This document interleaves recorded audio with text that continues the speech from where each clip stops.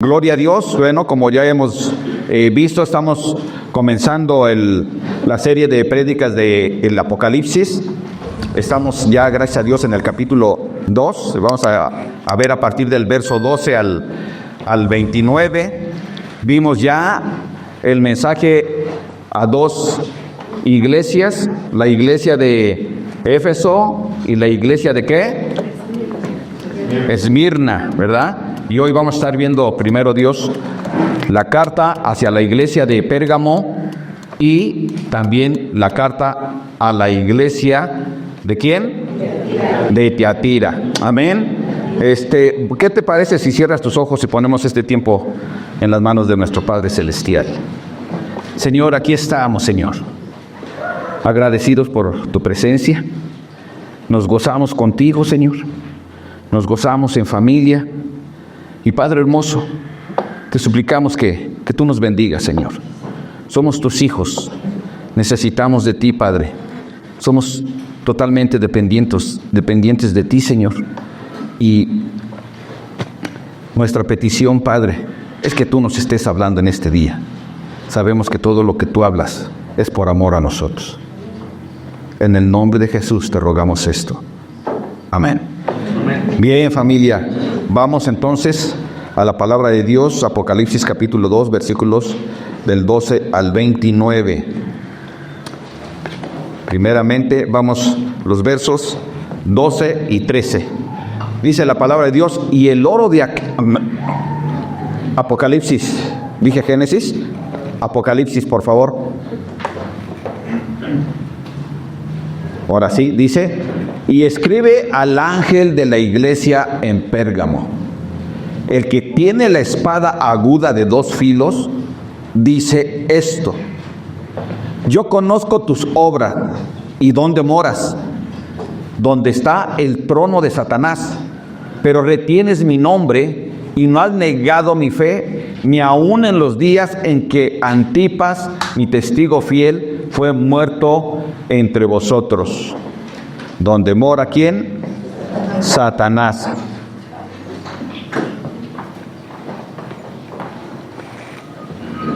Bien, la ciudad de Pérgamo era una ciudad, familia, que para ellos era muy importante, porque muchos de ellos ahí se reunían para crecer en las cuestiones culturales, intelectuales, pero además era un lugar donde había una gran idolatría. Había dioses para todo tipo de personas con diferentes motivos que se concentraban ahí, en especial en lo económico. Todos ellos encomendaban a cierto santo o Dios, como hoy en la actualidad sucede en alguna doctrina. Y sabes una cosa, familia, lo que nosotros podemos ver es que estas cosas a veces son un gran impedimento para que el Evangelio de Jesucristo pueda crecer o pueda avanzar. Sin embargo, lo que nosotros vemos aquí es que nuestro Señor Jesús les dice: yo conozco tus obras. Y es una realidad, conoce las obras de esta iglesia en la ciudad de Pérgamo. Pero también conoce las obras de cada uno de ellos, los que componían la iglesia.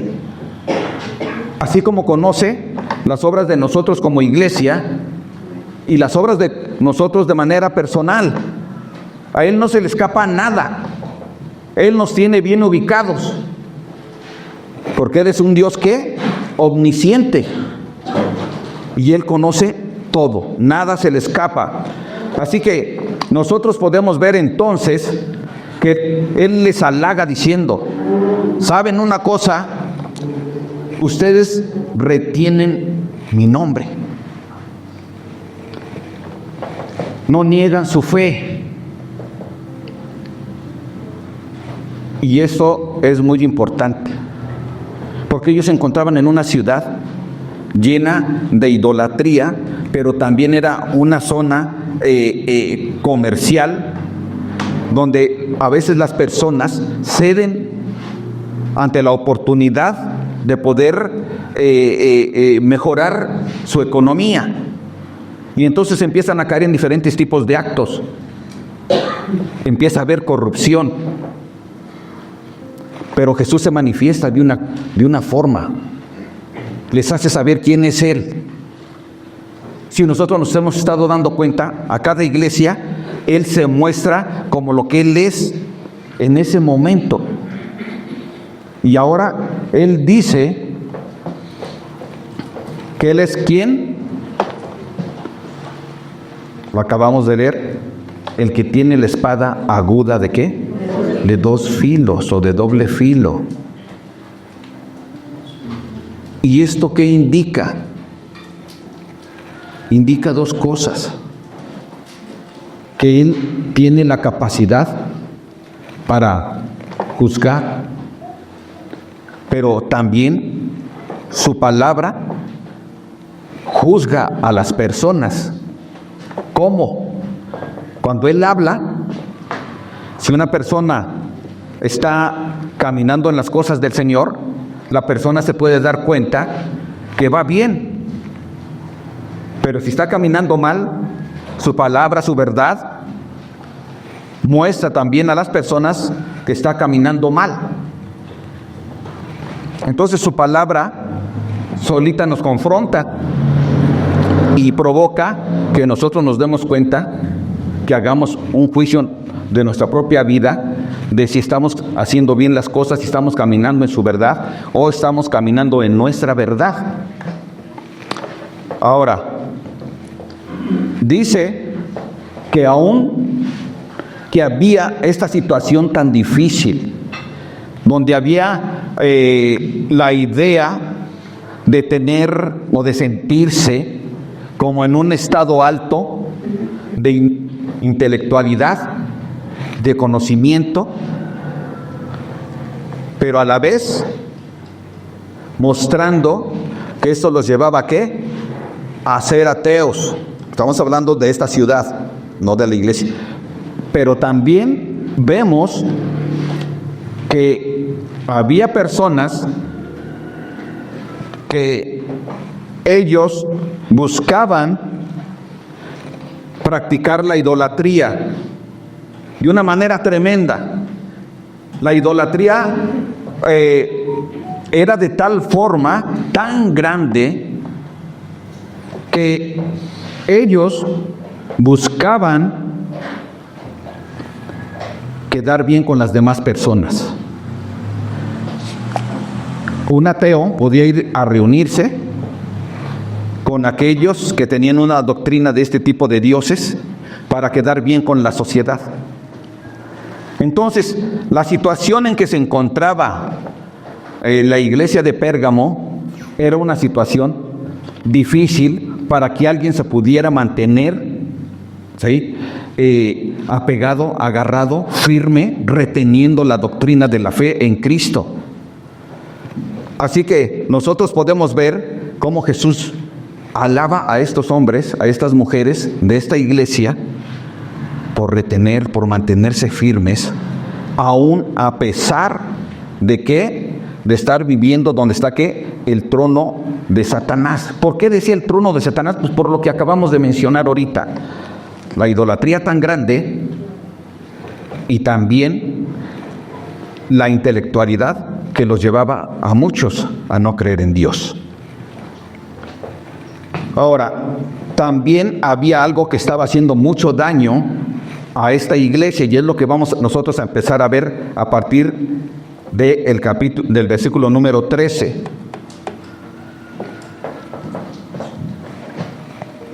Dice la palabra de Dios, verso 14, perdón: pero tengo unas pocas cosas contra ti, que tienes ahí a los que retienen la doctrina de Balaam, que enseñaba a Balac a poner tropiezo ante los hijos de Israel, a comer de cosas sacrificadas a los ídolos y a cometer fornicación. Y también tienes a los que retienen la doctrina de los nicolaitas, la que yo aborrezco. Los cristianos en Pérgamo vimos que fueron alabados por el Señor, porque retenían la doctrina, a pesar de encontrarse en ese lugar. Incluso había también gran persecución por el cristianismo. Y sabes una cosa, allí había un hombre, sí, que se llamaba Judas, y este hombre fue también sacrificado. Pero aún así, a pesar de todo ello, ellos seguían siendo fieles. ¿A qué? A la doctrina, a la fe cristiana. Los cristianos en Pérgamo también son confrontados por el Señor. Jesús les dice: tengo unas pocas cosas contra ti, que practicas la doctrina de Balaam. Balaam, si nosotros recordamos allá en Números 22, 24 y fracción, no vamos a ir ahorita para allá porque se nos va el tiempo, vemos que este Balaam era un profeta que es contactado por Balac, y este rey le sugiere que maldiga a la nación de Israel, pero Balaam no puede hacerlo, no tiene esa capacidad, pero le enseña a Balac cómo puede hacer caer y derrotar a los israelitas. Y esa doctrina era que él mandara mujeres jóvenes hacia el pueblo israelita para que ellos cayeran en adulterio, en inmoralidad sexual, pero también para que a través de ello fueran influenciados y empezaran a adorar a otros dioses. Y esto es lo que les está reclamando nuestro Señor Jesús. Tú estás permitiendo esto. Pero también sigue diciendo que ellos están permitiendo ¿a quién? En el verso 14. Cosas sacrificadas. A comer cosas sacrificadas. ¿A quién? A los ídolos.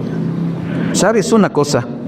Nosotros ya conocemos lo que dice en Corintios a través de el apóstol Pablo. Y el apóstol Pablo enseña que no hay otro Dios, solo hay uno. Y que el comer las cosas sacrificadas a ídolos, si tú tienes una conciencia que no te acusa porque eres maduro en la fe, entonces tú puedes consumirla. Pero si tú ves que hay alguien que es inmaduro en la fe, entonces tú tienes que sacrificarte a no comerlo, porque si no vas a enseñar al que es débil en la fe a criticar que se está cometiendo idolatría a través de participar de esa comida. Aquí de lo que está hablando, sí, es que en ese tiempo había hombres y mujeres que eran parte de la iglesia y que iban a los lugares donde se reunían los comerciantes a practicar la idolatría por el hecho de obtener ganancias y conexiones. Entonces ellos participaban. Es diferente a cuando Pablo les está diciendo que ellos solo comían. Una cosa es participar, si de esas ceremonias, y otra cosa era que comiera. Nosotros tenemos que tener claro esto, familia. Lo que le está reclamando aquí es que ellos participaban de estos eventos. Mientras que cuando vemos a Pablo en Corintios, ahí no participan, solamente consumen esa carne, con la idea clara de que no existía otro Dios, sino solo uno. Entonces ellos dicen, no, yo no estoy participando en una ceremonia de sacrificio a ídolos porque yo solamente creo en un solo Dios. ¿Sí? Amén. Entonces, son cosas muy diferentes. Estos estaban participando pero también participaban ¿de qué? De lo que realizaban los nicolaitas. Los nicolaitas es una secta que se desprendió del cristianismo y ellos empezaron a mezclar cosas, así como los gnósticos. Y ellos decían, lo que importa aquí es lo espiritual, no lo que tu carne haga. Y entonces ellos decían, nosotros somos mucho más intelectuales y más elevados, tenemos una fe más elevada y una comprensión más elevada y estamos más cerca de Dios porque nosotros entendemos que con Dios solo se trata una relación espiritual, pero física no. Mientras que el Señor está aquí llamando la atención, esto tengo contra ustedes. Ustedes están practicando la inmoralidad sexual.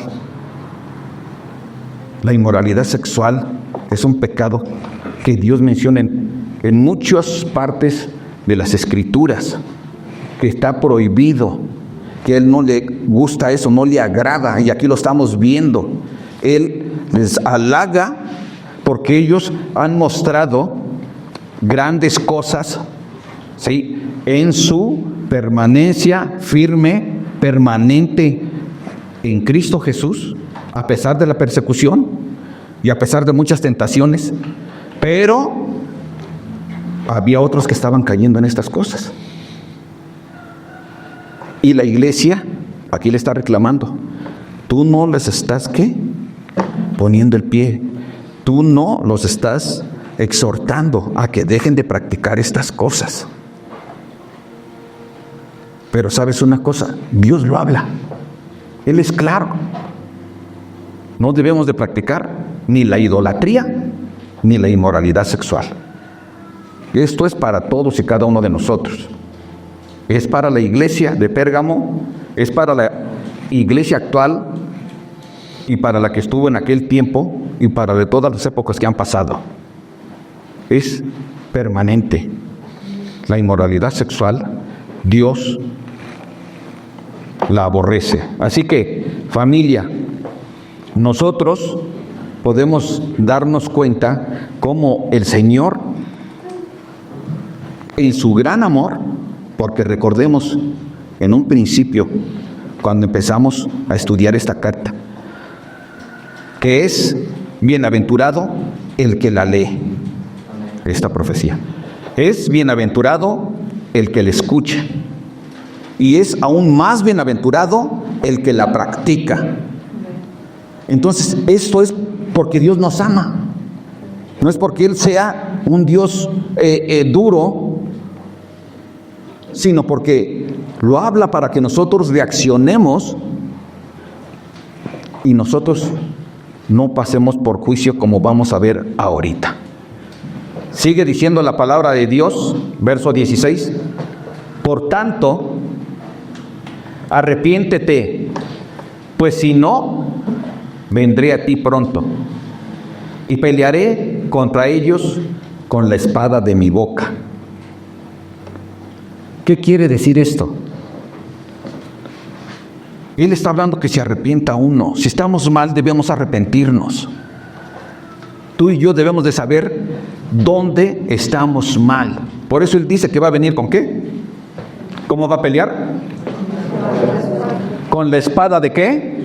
De su boca, es decir, con su palabra. Él va a traer el juicio con su palabra. Nos va a confrontar a todos si es que estamos viviendo mal.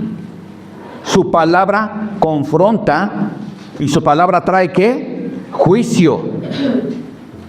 Te va a mostrar si estás mal o estás bien. Pero Él está diciendo, ¿sabes qué? Arrepiéntete. Arrepiéntete. Y esas palabras no son de un Dios que sea duro o gandalla, sino son de un Dios que te ama y un Dios que está buscando tu bien. Como cuando tú con tus hijos le dices, ¿sabes qué? Abusado, no vayas para allá porque te puedes caer cuando son pequeños, o no vayas y practiques esto, porque esto tarde o temprano te va a traer consecuencias. Y lo haces ¿por qué? Porque lo amas. No porque quiera ser duro contigo, sino porque te ama y quiere que corrijas esto. esa área donde te estás equivocando. Pues así es Dios con nosotros. Él nos ama mucho. Nosotros somos sus hijos. Y por lo tanto Él busca que nosotros reaccionemos y recapacitemos para que entonces nosotros podamos alcanzar la recompensa que Él tiene para cada uno de aquellos que permanecen en la fe. 17, sigue diciendo la palabra de Dios: el que tiene oído, oiga lo que el Espíritu dice a las iglesias. El que tiene oído. O sea, el que quiera escuchar. El que no quiera es su rollo. Pero el que tiene oído, el que quiere escuchar, ponga bien atención.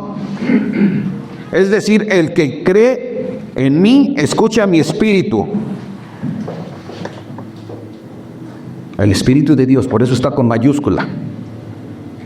Lo que el Espíritu dice a las iglesias: el que venciere ¿qué? El que venciere a la inmoralidad sexual, el que venciere a la idolatría, le daré de comer ¿qué? El maná escondido. ¿Cuál es el maná escondido? ¿Qué es el maná escondido? Es el alimento espiritual. Le daré la palabra de salvación.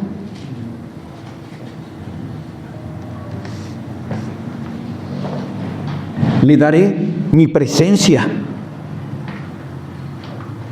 Porque un día estos que venzan a la inmoralidad sexual, los que venzan a la idolatría, un día van a estar delante de la presencia del Señor, de Dios.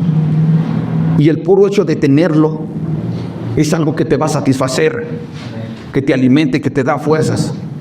Pero ya estando delante de Él, en el futuro, nosotros vamos a estar más que satisfechos. No necesitamos otro tipo de alimento más que el maná del cielo, más que sus palabras. Y le daré una piedrecita blanca, y en la piedrecita escrito un nombre nuevo, el cual ninguno conoce sino el que lo recibe. Y así es, familia.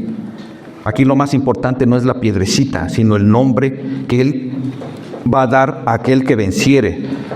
Y a veces podemos pensar que la iglesia de Jesucristo no va a ser juzgada en el sentido de ver cómo se encuentra, pero lo estamos viendo aquí. Además, ¿qué dice Primera de Pedro 4:17?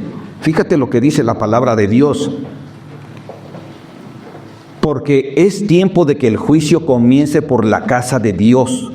Y si primero comienza por nosotros, ¿cuál será el fin de aquellos que no obedecen el Evangelio de Dios? Amén.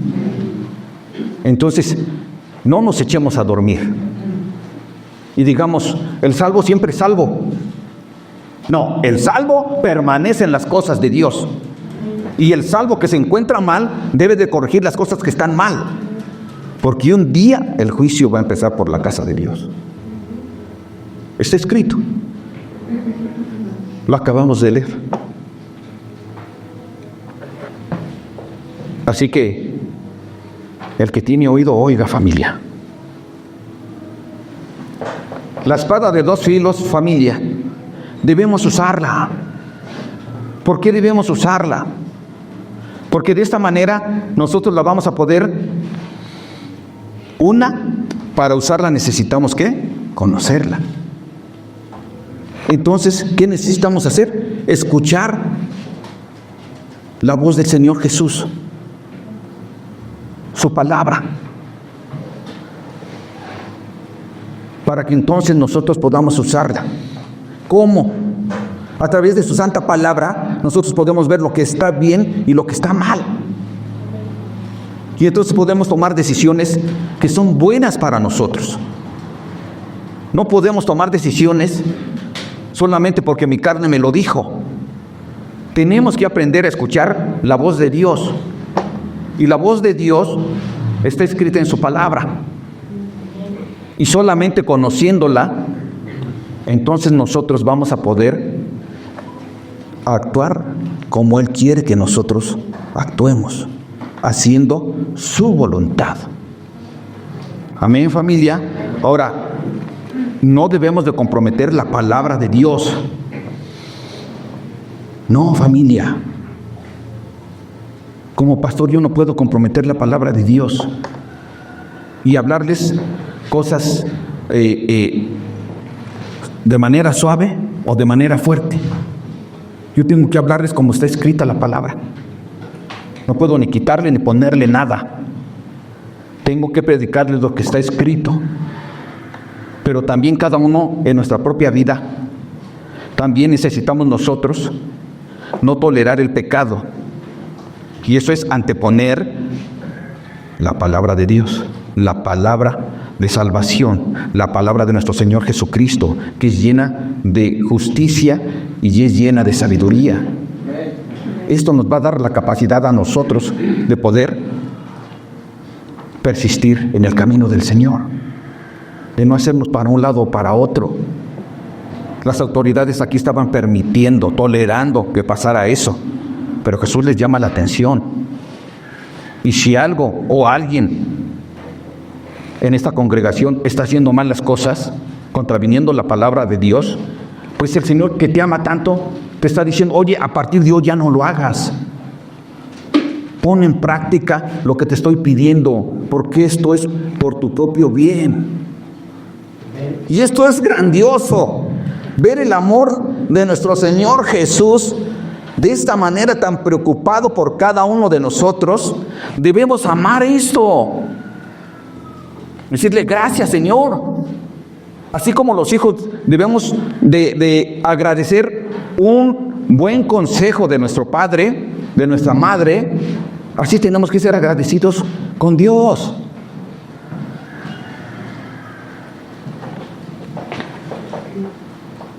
Además, familia, Jesús llama a la iglesia de Pérgamo al arrepentimiento. Vamos a arrepentirnos. Si estamos haciendo algo que está mal, vamos a arrepentirnos. Tú y yo sabemos que arrepentimiento es un cambio de conducta, un cambio de mente, un cambio de acción. Si antes caminaba hacia atrás, ahora camino hacia adelante. Prosigo hacia la meta, dice el apóstol Pablo. Ya no voy a voltear lo que estaba yo haciendo mal. Ahora voy a hacer las cosas como nueva criatura en Jesucristo, como hijo de Dios, conforme a su palabra, conforme a lo que Él me está pidiendo. Por eso Él se manifiesta de esta forma, que Él es ¿quién? ¿Lo vimos? ¿Lo acabamos de hablar? ¿Él es quién, familia? La espada de dos filos, de doble filo. Diles que el que tiene en su boca la espada de doble filo. Lo vimos también en el capítulo 1, cómo nuestro Señor Jesucristo se presenta como la espada de doble filo. Tú y yo, familia, valoremos esto que el Señor nos está hablando. Valoremos esto. No venimos a escuchar Apocalipsis solamente para ver las grandes señales, sino que tenemos que ver todo lo que dice Apocalipsis. Y si Él lo está hablando desde un principio a las iglesias, es por algo. El tener la conciencia de lo que está hablando y pidiendo a su iglesia es para prepararnos, para que podamos entender lo que sigue. Si no estamos preparados, no lo podemos entender. Tenemos que identificarnos para tomar una decisión, porque el juicio viene. Eso es seguro. Está escrito en la Biblia. Yo no te estoy diciendo choros. Te estoy hablando lo que está escrito. Amén, familia. Entonces vamos como iglesia, si tenemos algo de que arrepentirnos, vamos a hacerlo para evitar el juicio divino y para recibir recompensa, familia. Verso 18. Dice la palabra de Dios: y escribe al ángel de la iglesia en Tiatira, el Hijo de Dios, el que tiene ojos como de llama de fuego y pies semejantes al bronce bruñido, dice esto. Tiatira también era un lugar, un centro donde había mucho negocio familiar. Era un centro comercial, bueno, un centro de comercio que tenía diferentes ramos, y cada ramo también tenía su propio divinidad para ayudarlos en sus propios negocios. La idolatría igual era sumamente grande. Y nosotros vemos cómo nuestro Señor manifiesta su naturaleza. Y dice que le diga a Tiatira, el Hijo de Dios, el que tiene los ojos como de llama de fuego. El Hijo de Dios. Rápidamente les dice el Señor Jesús. Acuérdense que Él habla y se presenta conforme a su naturaleza a cada iglesia en especial, porque esa iglesia necesita conocer esto, pues directo para ella. Y aquí le está diciendo que el Hijo de Dios les deja de manera rápida en claro que Él es Dios mismo. Y todos sabemos que el Hijo de Dios es quien va a venir a hacer ¿qué? Juicio. Y entonces se presenta también como ¿qué? Como el que tiene ojos de ¿qué? Como llama de fuego. Y recordemos que nuestro Señor, nuestro Padre Celestial, Dios, realizó un juicio. Lo realizó con agua, el diluvio, y luego hizo un pacto con el hombre, que no volvería ¿qué? A destruirlo con agua, sino que ahora sería ¿qué? Con fuego. Y entonces se muestra al Señor Jesús como con ojos ¿qué? De llama de fuego, mostrando que Él es el juez, que Él es quien va a hacer el juicio. Amén. Él va a hacerlo. En sus ojos, cuando Él habla, te está mostrando que Él tiene la autoridad para hacerlo, porque Él es el Hijo de Dios. Y la iglesia tenía que saberlo. Tiatira tenía que saber que Él tenía toda la autoridad para hacerlo, y que no estaban tratando con cualquiera, sino con Dios mismo. Amén. Y que el juicio es una realidad. Así que le dice, además, que sus pies son semejantes al bronce bruñido. El bronce bruñido es un bronce que es pasado ¿qué? Por fuego. Pero además en aquella época el bronce era el metal que se conocía como más fuerte. Y esto es lo que les está mostrando, que Él es el Dios fuerte y que Él es inmutable y que Él permanece y no se va a mover de ahí. Lo que Él les habla, así lo va a sostener. Y tenemos que tenerlo claro, tú también y yo. Él es el que hace el juicio. Y lo que Él habla va a suceder. Lo que Él habla siempre sucede. Siempre. Yo conozco tus obras, les dice. ¿Cuáles obras son las que manifiestan ellos? Su amor. Un amor. ¿Por quién? Por Dios. ¿Y por quién más? Por las personas. En especial con la iglesia.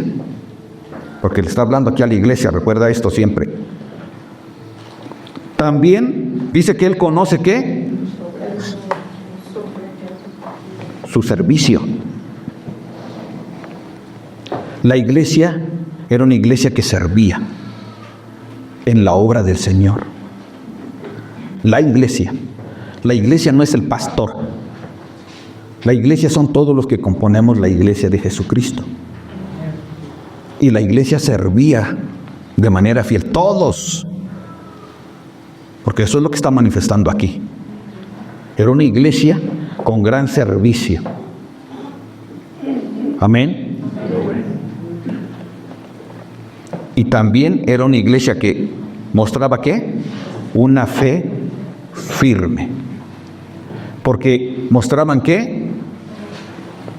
Que sus obras postreras eran más que las primeras. Es decir, comenzaron amando y su amor fue creciendo. Empezaron sirviendo y su servicio cada vez fue mayor. No dijo, ya me cansé, ahora que le toque a otro. O nada más fulano y sutano. No. Iban creciendo. Era una fe creciente. Una fe comprometida con Dios. Una fe que no comprometía la palabra, sino que la ponía en práctica. La conocía y la practicaba. Esto era una alabanza del Señor Jesús para esta iglesia de Tiatira. Y nosotros, familia, tenemos también que tener esto claro en nuestra vida. Como iglesia y como hombres y mujeres que somos parte de la iglesia. Que cada uno de nosotros entendamos y tengamos bien claro quién es Jesús. Pero además, entendamos que Él es el que está viendo qué es lo que realizamos y cómo lo hacemos. Lo hacemos ahora con peso en nuestro corazón. Ahora le minimizamos. Ahora ya no lo hago. ¿Cómo estoy respondiendo? Vamos hacia abajo. Acuérdate, a la primera iglesia, a la iglesia de Éfeso, ¿qué le dijo? ¿Has olvidado tu primer amor? Pero ahora ¿qué? Estamos viendo acá que es creciente. Y esto es buenísimo. Amén. Entonces, familia, vamos nosotros a mostrar el carácter de Cristo.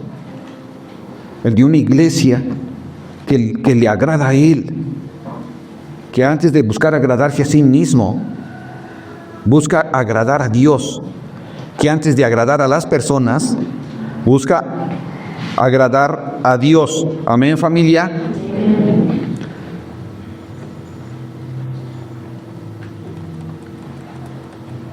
Sigue diciendo la palabra de Dios, verso 20.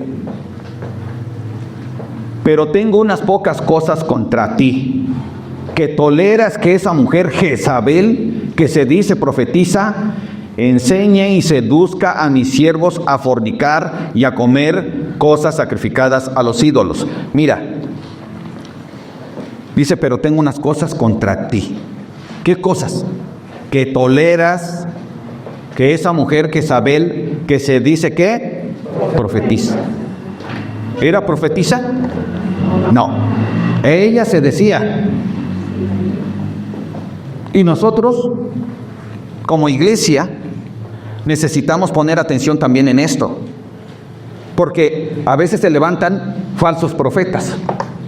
Se dicen profetas, pero no lo son. Pero tenemos la palabra de Dios, la voz de Jesucristo, su verdad. Y es deber de nosotros checar que lo que hablan no sea en contra de lo que dice la palabra de Dios. Amén, familia. Nada puede contradecir la palabra de Dios si no es un falso profeta. Ahora, está acusando a Jezabel. Jezabel es aquí esta Jezabel es una representación de la Jezabel que en el Antiguo Testamento se casó con el rey Acab. Un rey que le faltó tomar su lugar.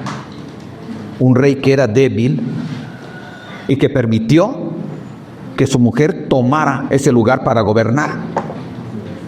Tomó una mujer extranjera, un yugo desigual, que lo empezó a llevar ¿qué? A la idolatría y a la persecución del judaísmo. Perseguían a los profetas y buscaban matarlos. Sí, a los profetas de Dios. Algunos se escondieron. Entre ellos, ¿quién? Elías. Pero llegó el momento en que Dios trajo juicio sobre esta gente.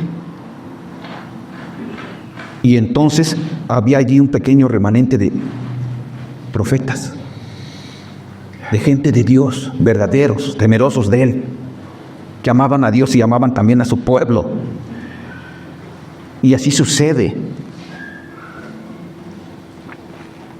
en las iglesias. Como vimos hace un rato, el Señor deja de manera clara que algunos están caminando bien, pero otros no. Aquí en Tiatira estamos viendo también cómo siempre hay un pequeño remanente que es fiel a Dios, así como en aquel tiempo. Así, en este tiempo en que está hablando nuestro Señor Jesús, revelando su palabra al apóstol Juan en la isla de Patmos, ahí le hace saber que a la iglesia de Tiatira debe de tener claro que Él conoce, ¿sí?, que se están dejando, ¿qué?, seducir. ¿Por qué? Por Jezabel.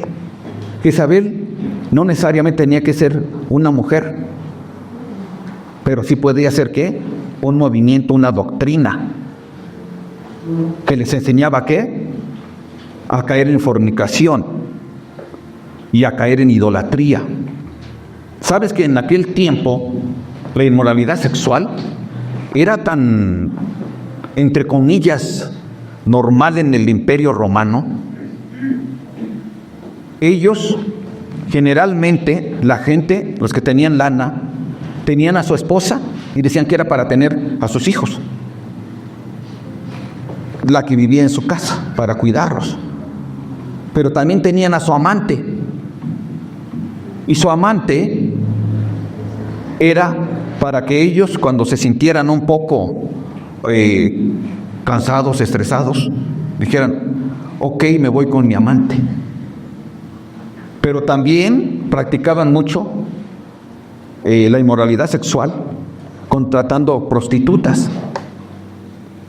En aquel tiempo había un hombre, un político, que enseñaba que aquella persona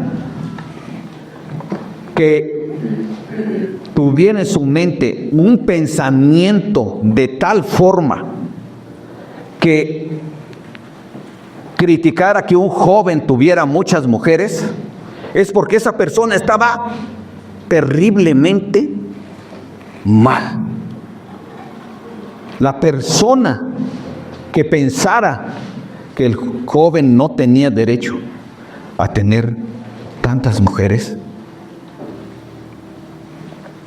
para ellos era una persona que estaba fuera de sí, como anormal, que estaba extremadamente equivocado. Y entonces, familia, sigue diciendo: y le he dado tiempo para que se arrepienta, dice. Pero no quieren arrepentirse ¿de qué? De su fornicación. No quieren. Es triste esto, que el padre esté hablando a sus hijos, porque aquí todavía eran sus hijos esta gente, que se arrepintieran. Pero ellos no quisieron, se resistieran. No debe de pasar eso dentro de la iglesia. No debemos de resistirnos. Tenemos que hacer a un lado las falsas enseñanzas de Jezabel.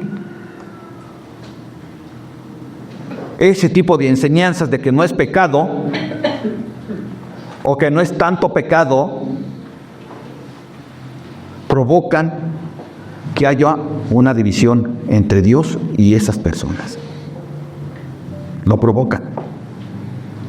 Por eso el Señor dice: arrepiéntete. Vuelve a decir: arrepiéntete. Y sobre el mismo tema: arrepiéntete. Pero estos de Tiatira dicen: no queremos arrepentirnos. No pusieron atención en que Jesús es el juez y que Él va a traer juicio.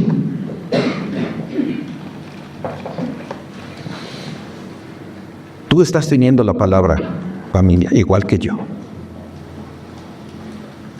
Tú y yo decidimos. Si estamos bien, gloria a Dios. Somos entonces de ese pequeño remanente. Pero si estamos mal, debemos arrepentirnos. Debemos arrepentirnos. Hoy es tiempo. Hoy que tenemos la oportunidad, que tenemos vida, es tiempo, familia. Antes de que venga el Señor Jesús por su iglesia. Dios es paciente y da oportunidades, familia. De verdad. Él da mucha oportunidad a cada uno de nosotros. Por eso te está hablando. Te está dando su palabra. Para que si estamos mal, actuemos y hagamos bien las cosas. Dice el verso 22. He aquí.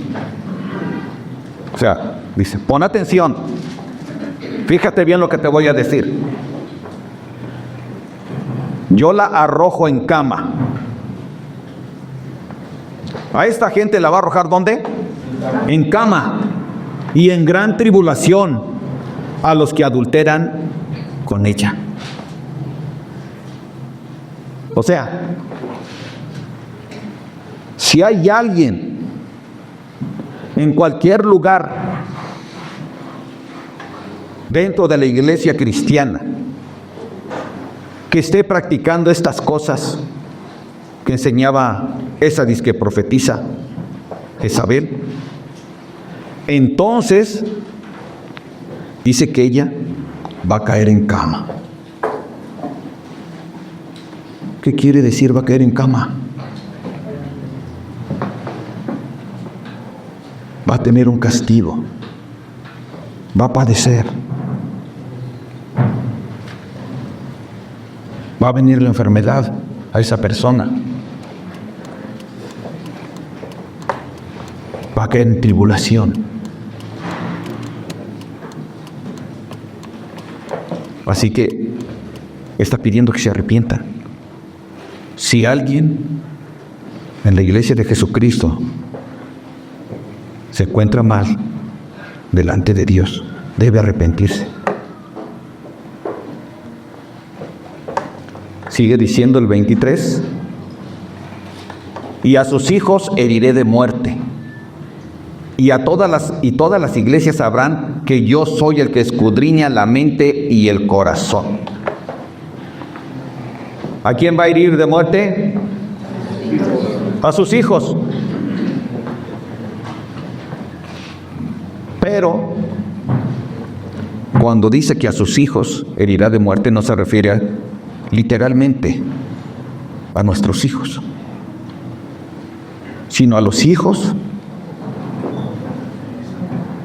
de esta doctrina de la inmoralidad sexual y la idolatría, a los que practican esas cosas. Esos son los hijos a los que se refiere, porque los hijos no van a pagar por la maldad de los padres, está escrito, Jesús lo enseña. Pero los hijos, los que practican estas cosas, van a ser heridos de muerte. ¿Y una muerte qué? Eterna, si no se arrepienten.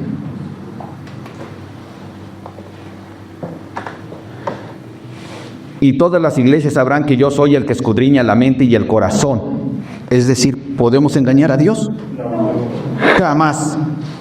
Él te conoce perfectamente.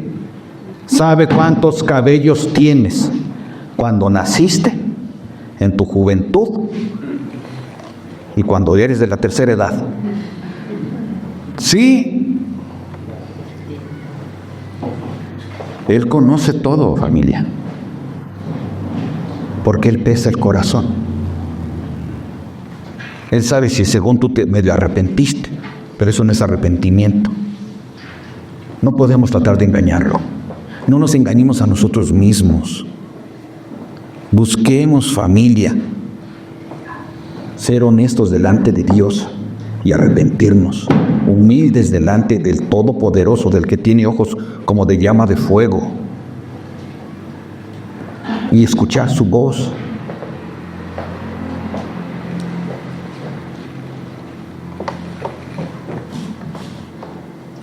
Dice que Él escudriña la mente y el corazón. Él sabe lo que tú piensas, Él sabe lo que tú sientes. Dice, y os daré a cada uno según vuestras obras. Él va a hacer juicio. Por eso se presentó así a la iglesia de Tiatira, porque Él les iba a hacer juicio. ¿Por qué les iba a hacer juicio? Porque no se quisieron arrepentir. Dice, yo les dije y no quisieron. Se rehúsan, pero traeré juicio. Les voy a dar de manera justa, conforme a sus obras. Que no les va a dar ni más ni menos, conforme a sus obras, conforme a su actitud, a su manera de ser, a su manera de vivir, a sus acciones. A cada uno. Verso 24.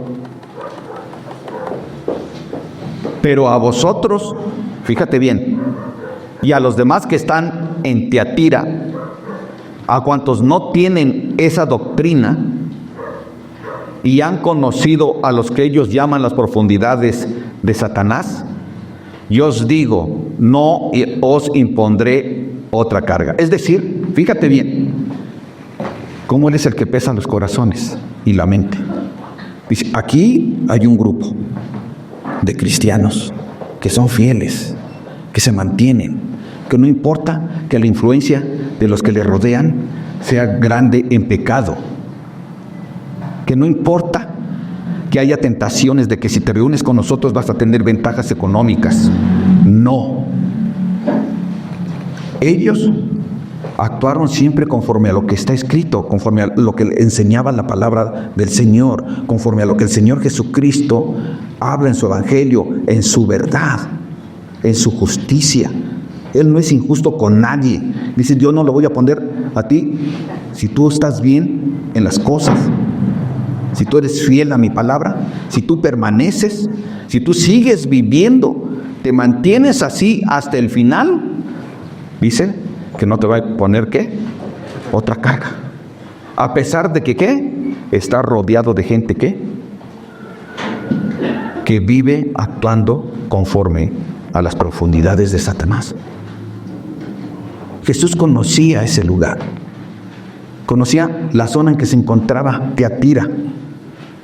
Y por eso en un principio lo hace llamar el trono de Satanás. Por el ambiente.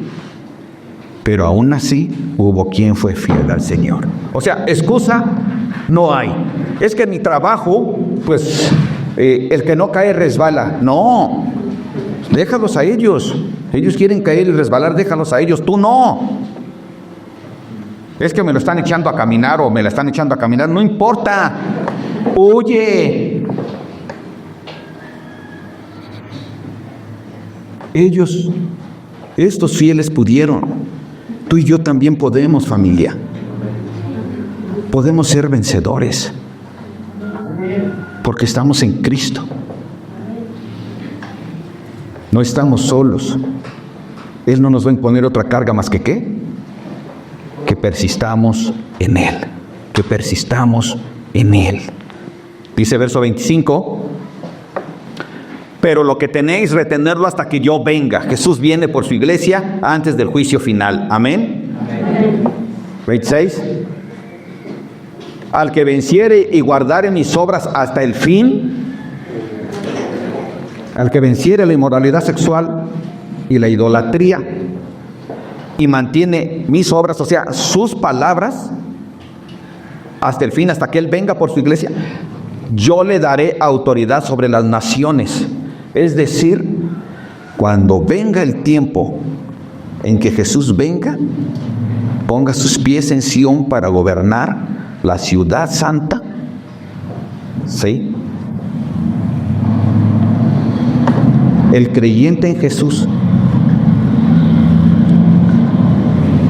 va a tener oportunidad de tener galardones donde por su gracia tú y yo también vamos a poder ¿qué? estar a su lado. Dice que a los 12 apóstoles, a ellos los iba a tener como pilares de la iglesia y de su autoridad, de su gobierno. Pero también cada uno de nosotros, cuando Él venga a hacer juicio sobre las naciones, dice que su iglesia, como ya fue arrebatada, entonces va a venir junto con Él a hacer juicio. Y el Señor Jesús, con la autoridad, como vimos, ¿sí?, con el poder que Él tiene, con su firmeza, con la semejanza de esos pies de bronce bruñidos, Él va a gobernar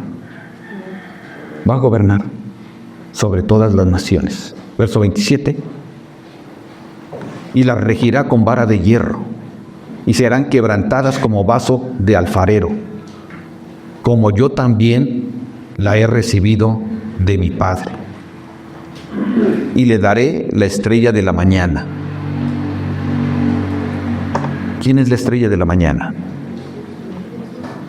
Jesús.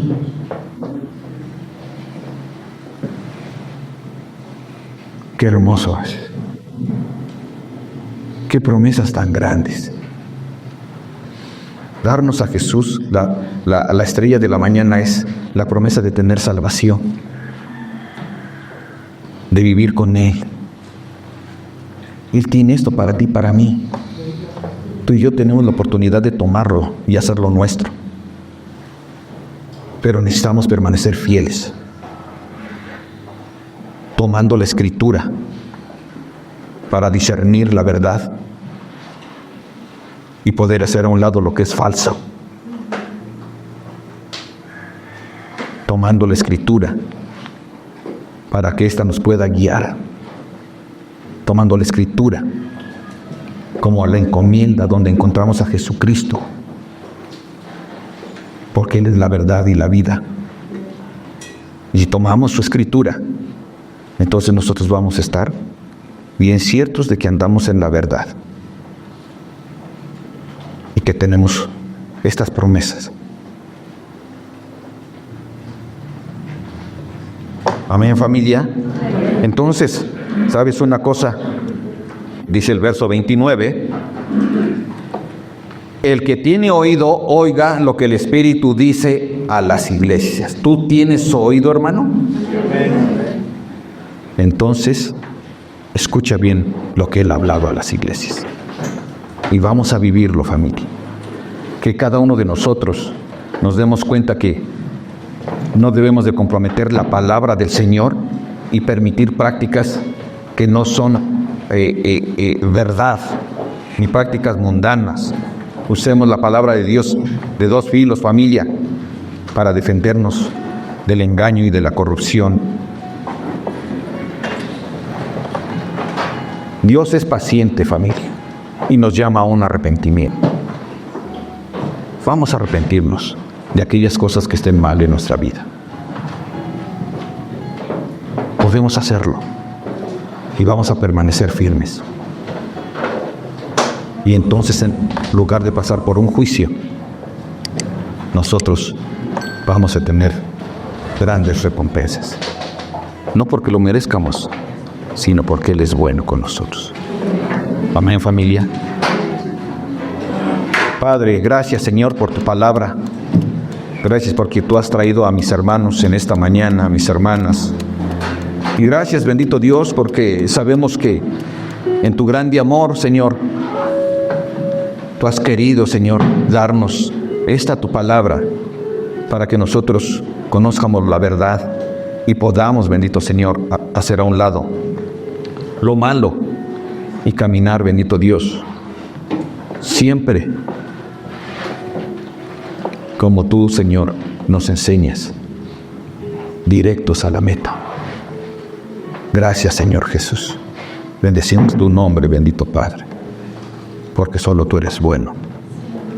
Amén.